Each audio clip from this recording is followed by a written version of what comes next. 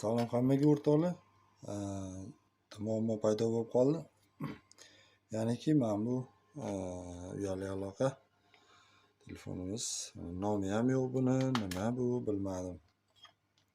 Xo'sh, buni yoqib ko'rganda o'zidan o'zi parol so'rayapti. Keyin men buni prosessorini o'zgartirmoqchi edim. Ya'niki hozir ochib ko'rsam, bunda flash pamyati ham bor ekan, o'ziniki отдельный. Ya'ni 64 megabaytli.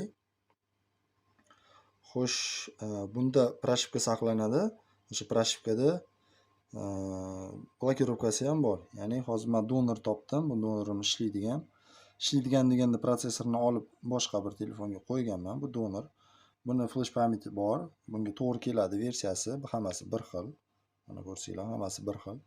Endi bu pamyatni olib bunga qo'yaman, keyin yoqib ko'raman. Qoyil yondi, ishlayapti.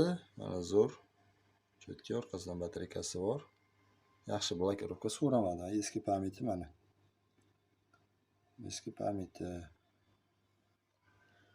Bu asosan mana shunaqa tank degan